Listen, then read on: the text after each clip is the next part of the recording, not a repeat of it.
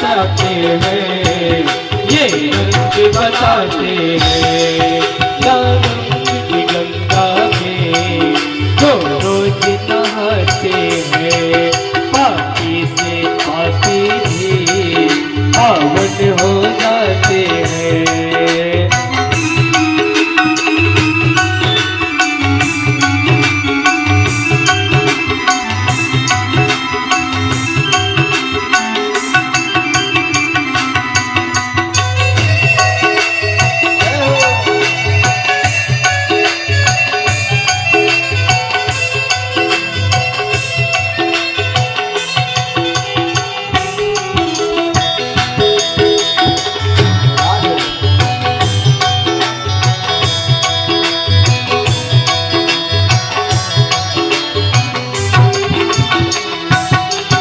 बचनों के मोती है, संगत के सागर है। बचनों के मोती है, संगत के सागर है। फल ही फल मिलते हैं सुख के इस पल भर में। फल ही फल मिलते हैं सुख के इस पल भर में। इस ज्ञान के सागर में, इस ज्ञान के सागर में जो डुबकी लगाते हैं, पापी से पापी भी पावन हो जाते हैं।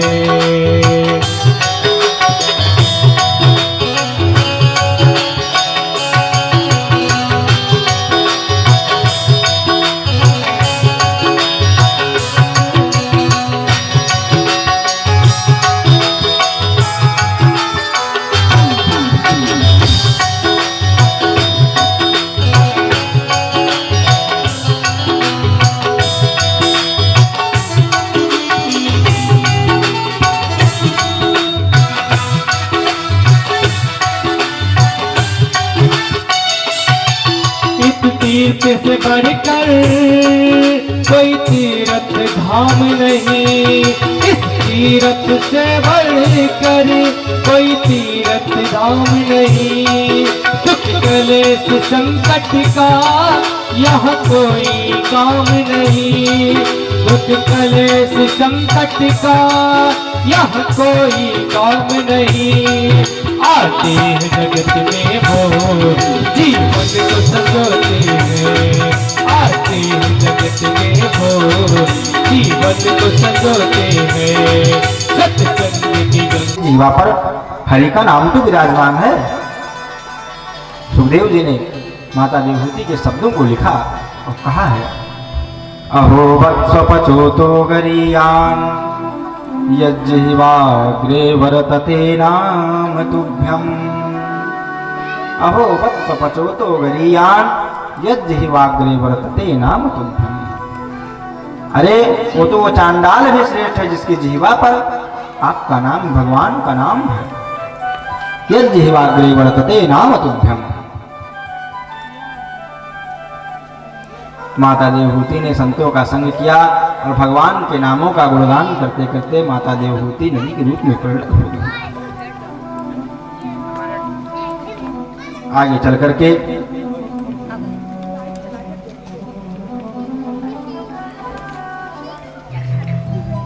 मां देवहूति की मोक्ष प्राप्ति की कथा को कहते हुए तृतीय स्कंध विश्राम, चतुर्थ स्कंध प्रवेश। मैत्रेय जी कहते हैं, मनोस्तु शतरूपायां तिस्रा कन्याश्च जग्निरे।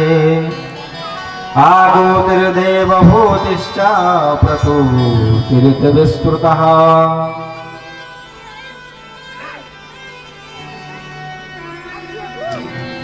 मनु और शतरूपा के 3 कन्याएं हुई। एक कन्या के बारे में तो हम सभी ने भी श्रवण किया, देवहूति, आकृति, देवहूति, प्रसूति। तीनों का विवाह किसके साथ हुआ? मैत्रेय जी कहते हैं, आकृतिं रुचये प्रादात् अपि भ्रातृमतीं नृपः। पुत्रिका धर्ममाश्रित्य शतरूपानुमोदितः। प्रजापतिः स भगवान् रुचिस्तस्यामजीजनत् मिथुनं ब्रह्मवरचस्वी परमेण समाधिना।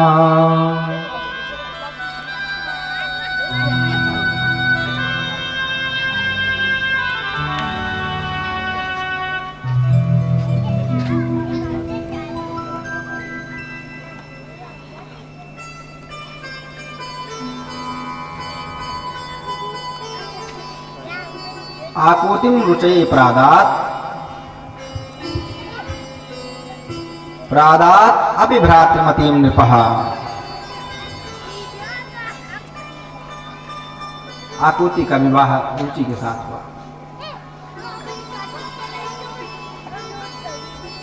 देवहूति का विवाह कर्दम ऋषि के साथ, प्रसूति का विवाह दक्ष प्रजापति के साथ, और 2 पुत्र हुए। पुत्रों का नाम प्रियव्रत उत्तानपाद। अब बेटियों का चरित्र पहले बतलाया है और बेटों का चरित्र आगे बतलाएंगे। हम सभी अभी इस तरह कुछ चीज के बाद श्रवण करेंगे।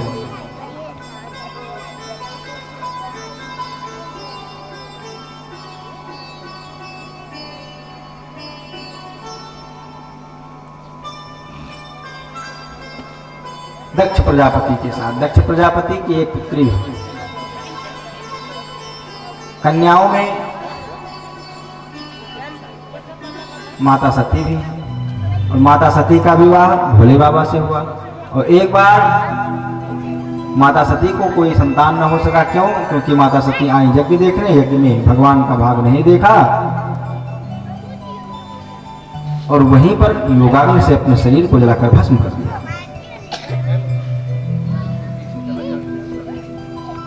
विदुर जी ने कहा, महाराज कृपा करके विस्तार से बताइए, हम कुछ समझ नहीं पाए आपकी बात को। जब विस्तार से पूछा, एकदाख्याहि मे ब्रह्मंजा मातु ससुरस्य च विद्वेषस्तु यतः प्रास तत्यजे दुस्त्यजां सती। मुझे पूरी बात बताइए कि माता सती ने कैसे देह का परित्याग किया, क्यों किया, पूरी बात विस्तार से बताइए।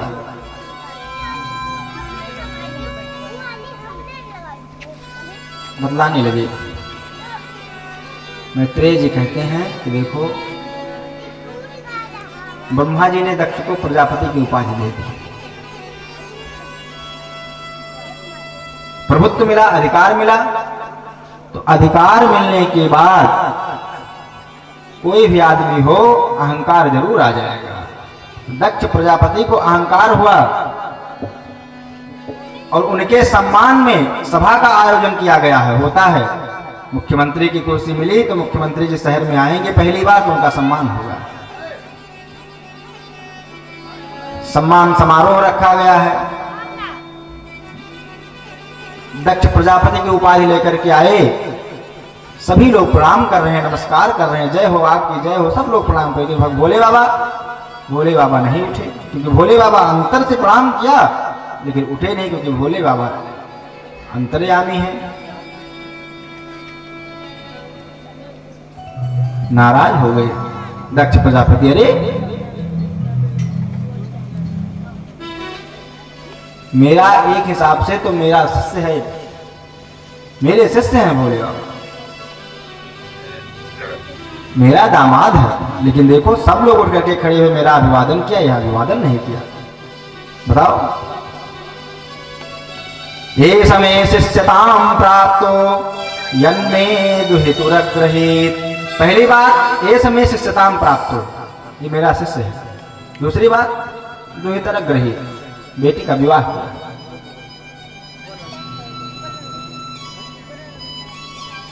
पाणिं विप्राग्निमुखतः सावित्र्या इव साधुवत्। अग्नि के सामने फेरे लिया, ब्राह्मणों ने विवाह करवाया है मेरी बेटी के साथ। लेकिन देखो, गृहीत्वा मृगसावाक्षा पाणिं मरकटलोचनः। ये बंदरों की जैसे आंख वाला भोले बाबा शंकर, इसे देखो, पाणिं मरकट लोचना। मरकट लोचना, मरकट माने बंदर, लोचन माने आंख, बंदरों की तरह आंख वाला। देखो, मेरा सम्मान नहीं किया। अरे चलो कोई बात नहीं, मेरा सम्मान नहीं किए कोई बात नहीं, लेकिन प्रत्युत्थाना विदावारे वाचाप्यकृतनोचितम, कोई बात नहीं, उठ करके नहीं प्रणाम कर सकते थे तो कम से कम वाचाप्यकृतनोचितम, वाणी से भी कहना उचित नहीं समझा मेरे लिए। वाचाप्यकृतनोचितम नहीं उठ सकते, कोई बात नहीं, बोल करके तो प्रणाम करना चाहिए। दक्ष प्रजापति सारी बातें अभिमान में कह रहे हैं, और जब अभिमान हुआ, प्रभुत्व मिला तो अभिमान होगा ही। गोस्वामी जी ने लिखा है, नहीं को यस जन मा जग मान, नहीं को अतियाभिमान हृदय तब आवा, नहीं यस को जन्मा जग माने, प्रभुता पाई प्रभुता पाई जाहि मत नाही। अभिमान हुआ क्योंकि स्वामित्व का स्वीकार। भोले बाबा को दिखाने के लिए, उनका अपमान करने के लिए दक्ष प्रजापति ने यज्ञ का आयोजन किया, सभी को निमंत्रित किया, भोले बाबा को निमंत्रित नहीं किया। आसमान से विमान जा रहे हैं, सारे देवता पत्नियों सहित जा रहे हैं, लक्ष्मी जी सभी लोग जा रहे हैं। देवी सती ने देखा कि आखिर क्या बात है, क्या किधर भाई सब रथ पर बैठ करके किधर जा रहे हैं, कहीं जा रहे हैं क्या? भोले बाबा से जाकर के पूछा, स्वामी ये सब किधर जा रहे हैं?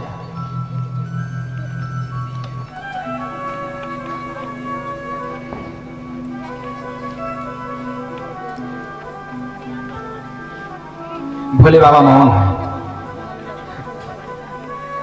माता सती को पता लग गया, लेकिन माता सती के मन में कोई विचार नहीं आया, क्योंकि पुत्री हैं और उनके सामने कोई घटना हुई भी नहीं है, तो उन्हें तो कुछ पता नहीं था।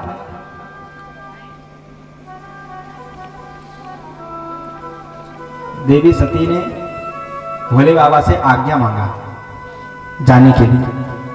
देखिए,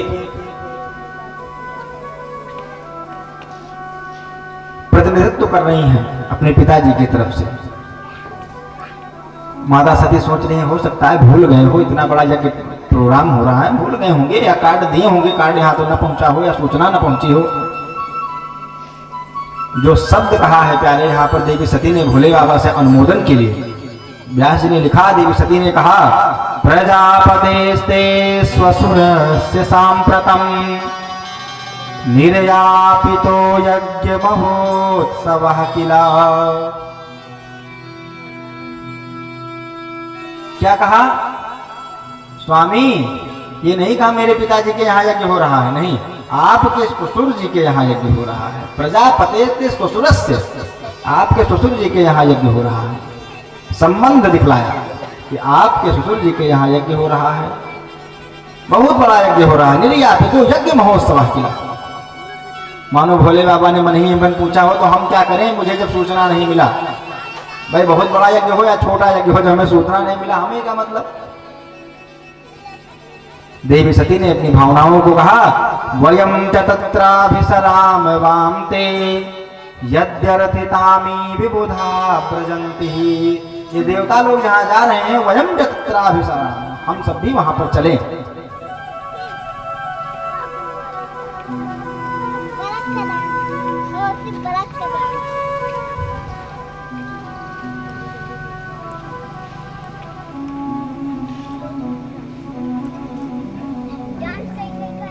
बार बार देवी सती आज्ञा मांग रही। भोले बाबा ने कहा, देवी देखो,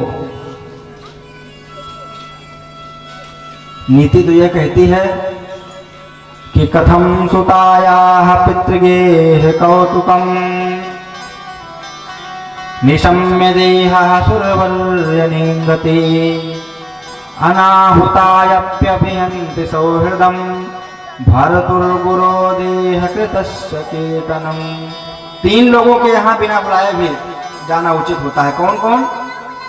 सुखदेव जी कहते हैं, भरतुर गुरु, स्वामी और गुरु और पिता, अपने स्वामी के यहाँ निमंत्रण की प्रतीक्षा नहीं करनी चाहिए। गुरु जी के यहाँ कोई भंडारा कार्यक्रम चल रहा है, ये प्रतीक्षा नहीं करनी चाहिए गुरु जी विमान भेजे, गाड़ी भेजे तब हम जाएं। गुरु जी के यहाँ प्रतीक्षा कोई नहीं, निमंत्रण आए ना आए चल दीजिए दरवाजे की तरफ। और पिताजी के यहाँ तो आप जा सकती हैं, लेकिन आज पूरी बात को स्पष्ट कर दिया भोले बाबा ने कि देखो देवी, वो जो यज्ञ हो रहा है वहां पर जाना आपका ठीक नहीं है, क्योंकि वो मेरे अपमान करने के लिए वो यज्ञ का आयोजन किया गया है। देवी सती ने पूछा क्यों? पूरी बात बतलाई भोले बाबा ने कि हम भी बैठे थे उस सभा में, लोगों ने विवादन किया, हमने मन ही मन किया, वो समझ नहीं पाए और उसी में आपस में साफ समारोह होने लगा। भाई बर्दाश्त नहीं हुआ, नंदी बाबा ने श्राप दे दिया, क्या बड़बड़ कर रहा है बकरी की तरह, जाओ सर्व का बकरी की हो जाएगा। आपस में भृगु जी श्राप दिया, भृगु जी को पुनः श्राप मिला कि जाओ दाढ़ी ही नहीं रहेगी। भोले बाबा ने सोचे साफ समारोह है कि सम्मान समारोह, उठ करके चले, पूरी बात स्पष्ट करके बतला दी।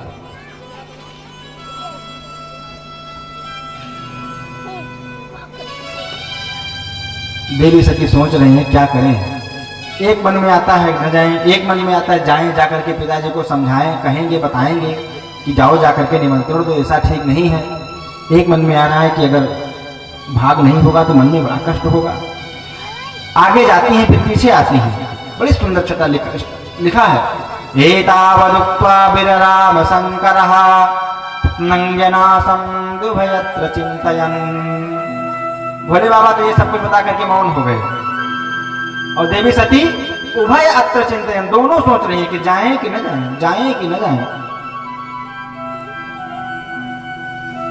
भवान निष्क्रामती निर्विवसी दुधासा, सोच रहे जाएं कि ना जाएं, जाती हैं फिर पीछे आ जाते हैं, फिर आगे फिर पीछे।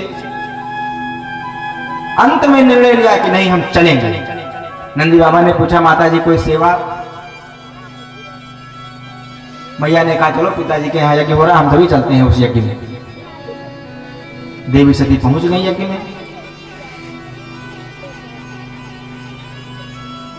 मैत्रेय मुनि कहते हैं विदुर जी, तमागताम तत्र न कश्चिन आद्रयत।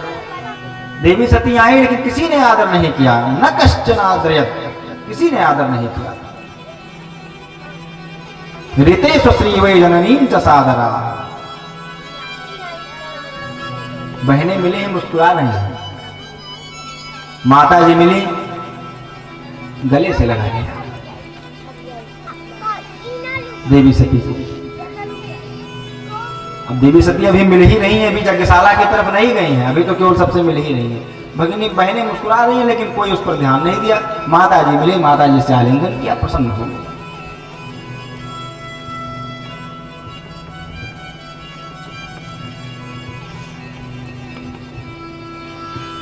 सादर भले ही मिली एक माता, सादर भले ही मिली एक माता, सादर भले ही मिली एक माता, सादर भले ही मिली एक माता।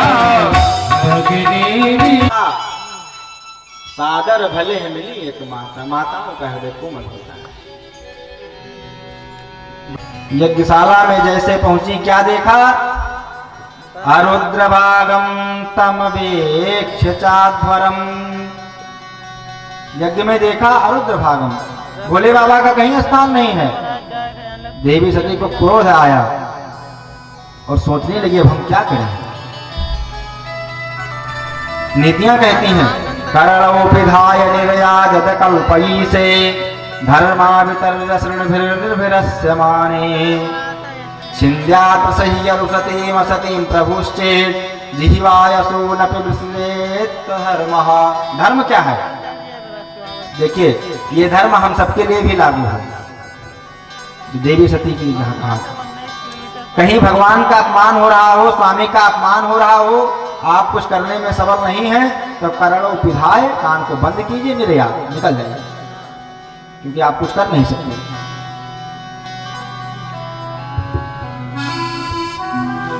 और अगर सबल हैं तो उस दुष्ट आतताई की जिह्वा को काट दीजिए। छिंद्यात् तसह्य जिह्वाम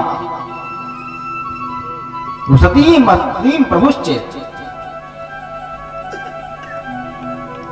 अगर ये भी नहीं कर सकते, ना तो वहां से जा सकते हैं और ना काट सकते। स्वामी जी, माता सती सोच रही हैं कि ना तो हम बंद करके जाएं तो जाएंगे तो भोले बाबा पूछेंगे, कहो दक्ष कुमारी क्या हुआ, जवाब क्या देंगे। और अगर जिह्वा को काटने की बात सोचें, पिताजी हैं, शरीर के जन्मदाता हैं, तो तीसरा विकल्प है। क्या तीसरा विकल्प? असून अपि ततो विसृजेत। मैत्रेय जी कहते हैं असून अपि ततो विसृजेत। असून माने प्राण। भाई, या पहला रास्ता कान बंद करके चले जाइए, दूसरा रास्ता उसकी जिह्वा को काट दीजिए, तीसरा रास्ता अपने प्राण को त्याग दीजिए। देवी सती के पास दोनों रास्ते बंद, कान बंद करके जा नहीं सकती, क्योंकि भोले बाबा पूछेंगे, कहो दक्ष कुमारी क्या हुआ, क्या सम्मान हुआ, खूब सम्मान हुआ होगा, फल मीठा लेकर के आई हो, क्या जवाब देंगे। और पिताजी को कुछ कह नहीं सकती। तो अब मेरे पास केवल एक ही विकल्प बचा है कि असून अपि विसृजेत, में अपने प्राणों को त्याग दूं।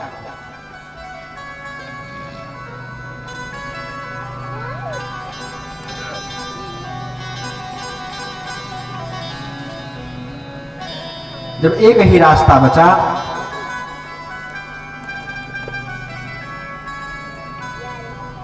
कंठ,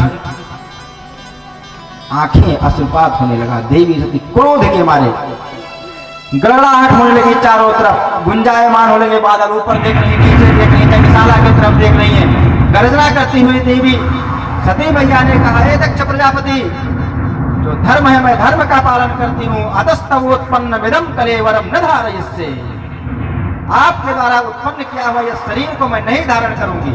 अतस्तवोत्पन्न विदम कलेवरम न धारयस्ये। और देखते ही देखते अपने शरीर को भस्मान कर दिया, भस्म विभूषित कर दिया। अतस्तवोत्पन्न विदम कलेवरम न धारयस्ये। आपके द्वारा उत्पन्न किया हुआ यह कलेवर अर्थात शरीर, अतः तव उत्पन्नम इदम कलेवरम न धारयस्ये। आपके द्वारा यह कलेवर शरीर को जो उत्पत्ति किया गया, मैं उसको नहीं धारण करूंगी। इधर भोले बाबा को मानो पता लगा, क्रोध हुआ है। भोले बाबा ने अपनी जटा को जमीन पर आदेश दिया, जाओ जाकर यज्ञ का विध्वंस करो। नंदी बाबा इत्यादि गणों को लेकर के यज्ञ में पहुंच गए। यज्ञ को विध्वंस करने लगे सब लोग, यज्ञ को विध्वंस करने लगे। दक्ष प्रजापति के मस्तक का छेदन कर दिया, यज्ञ का विध्वंस हो गया। भृगुंभ बंध मणिमान, पूरा तहस नहस कर दिया, विध्वंस कर दिया।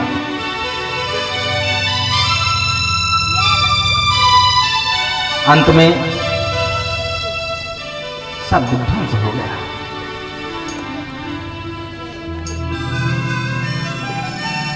विध्वंस हो गया, दक्ष का वध हो गया।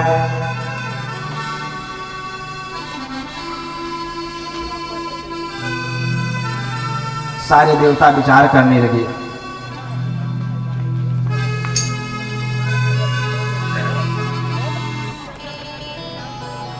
सारे देवता पहुंच गए भोले बाबा के पास। भोले बाबा के पास पहुंचे, भोले बाबा से प्रार्थना की। भोले बाबा जब प्रसन्न हुए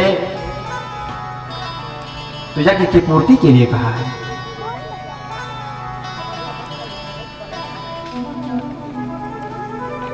पुनः यज्ञशाला का निर्माण हुआ है। दक्ष प्रजापति के मुख में बकरे का मुख लगाया और बम बम बम बम बोलता है।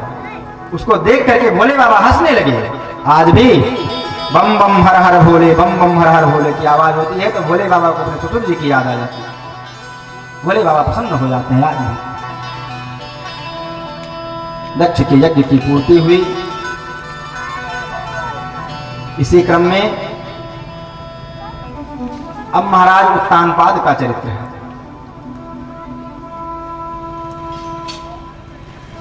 प्रियव्रत और उत्तानपाद दो पुत्र हैं, लेकिन पहले उत्तानपाद का चरित्र, आगे प्रियव्रत का चरित्र। जाये उत्तानपादस्य सुनीति सुरुचिस्तयोः सुरुचि प्रेयसे पत्युर्नेतरा यत्तुतो ध्रुवः। उत्तानपाद के दो पत्नी हैं, सुनीति और सुरुचि।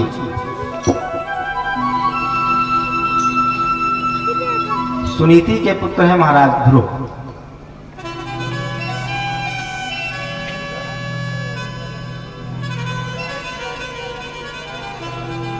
सुरुचि के पुत्र है महाराज उत्तम।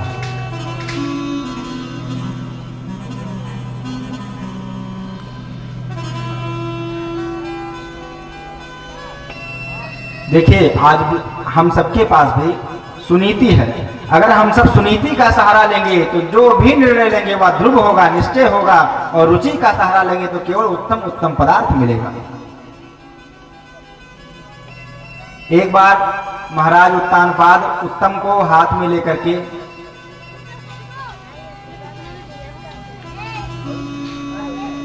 लालन कर रहे थे, सहला रहे थे मस्तक को। एकदा सुरुचेः पुत्रम् अंकमारोप्य लालयन् उत्तमं नारुरुक्षन्तं ध्रुवं राजाभ्यनन्दत।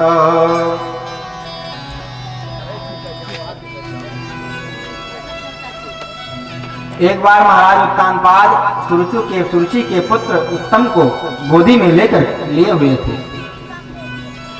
तब तक ध्रुव जी महाराज पहुंच गए। और ध्रुव जी महाराज पहुंचे तो ध्रुव जी जब छोटे से बालक में 5 साल की अवस्था, ध्रुव जी महाराज ने भी प्रयास किया कि हम भी पिताजी की गोद में जाएं।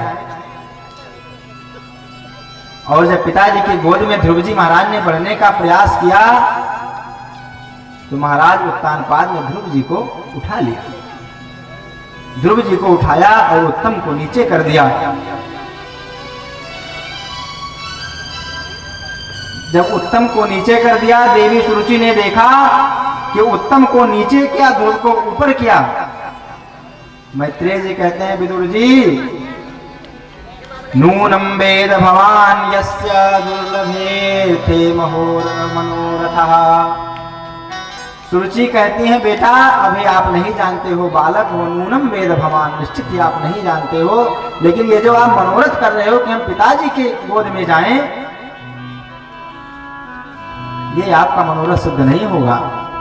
और इसे चाहते हो, देखिए 5 साल की अवस्था है महाराज ध्रुव की, लेकिन ध्रुव जी से क्या कह रही है कि अगर चाहते हो तो क्या करो, तपसाराध्य पुरुषम तस्यैवानुग्रहेण में। अगर चाहते हो तो जाओ जंगल। देखिए माँ है, माता सुनीति भी माँ है, तो सौतेली माँ ही से, लेकिन माँ तो है, लेकिन क्या कह रही है, अगर ये चाहते हो कि हम राजा की गोद में जाएं तो तपसाराध्य पुरुषम तस्यैवानुग्रहेण में। अगर चाहते हो तो जंगल में जाओ, भगवान की प्रार्थना करो, भगवान की तपस्या करो। और जब वो प्रसन्न हो जाए परमपिता परमात्मा, तब उनसे धन वैभव मत मांगना। क्या मांगना, गर्भे त्वं साधयात्मानं यदीक्षसि निर्वासनम्। अगर ये राजा के आसन को चाहते हो, राजा की गोद में खेलना चाहते हो तो जाओ तपस्या करो। और जब भगवान प्रसन्न हो जाए तो उनसे कहना कि हे नाथ, आप मुझे मैया सुरुचि के गर्भ से जन्म दीजिए, तब ये जाकर के आपका मनोरथ पूर्ण होगा। गर्भे तुम साधयात्मानं यदि इच्छसि निर्वासनम्। ध्रुव जी महाराज रोने लगे। छोटे से बालक हैं ध्रुव जी महाराज, मन में इच्छा हुई थी केवल पिताजी की गोद में खेलने की। रोने लगे, दोनों आंखों से आंसू गिर रहे हैं झरझर की। लेकिन पहुंचे हैं माता सुनीति के पास। 5 साल की अवस्था, ध्रुव जी महाराज कुछ कह नहीं पा रहे हैं, अपनी बातों को बतला नहीं पा रहे हैं, केवल रो रहे हैं।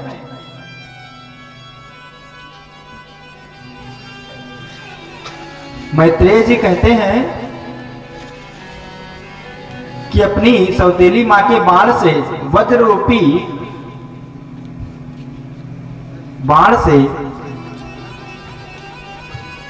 बाणी रूपी बाण से ऐसे घायल हो गए हैं, मातु सपत्न्या सदुरुक्त विद्धा, ऐसे विदित हो गए हैं, ऐसी बाण लग गया ध्रुव जी महाराज को कि मानो बहुत सुंदर उदाहरण दिया, श्वसन रुषा दंड हतो यथा ही, यथा अहि, अहि मतलब सर्प, जैसे किसी सर्प को कोई डंडे से मार दे और वह सर्प फन को ऊपर करके बड़ी लंबी लंबी सांसें लेता है, ठीक उसी प्रकार श्वसन रुषा दंड हतो यथा ही, ऐसे ही ध्रुव जी महाराज लंबी लंबी सांसें ले रहे हैं। श्वसन रुषा दंड हतो यथा ही, जैसे सर्प सांस लेने लगता है खूब तेजी से और रो रहे हैं। लेकिन धन्य है माता सुनीति, धन्य है उनकी सोच। माता सुनीति ने बालक को गोद में लिया, पूछा क्या हुआ बेटा, बात को बतलाओ। ध्रुव जी महाराज कुछ बोल नहीं पा रहे, केवल रो रहे हैं। साथ में बाल गोपाल मित्र थे, मित्रों ने बतलाया कि गए थे दरबार में और पिताजी के गोद में खेलना चाहते थे, माता सुरुचि ने नीचे उतार दिया है और ये सारी बातें कही है।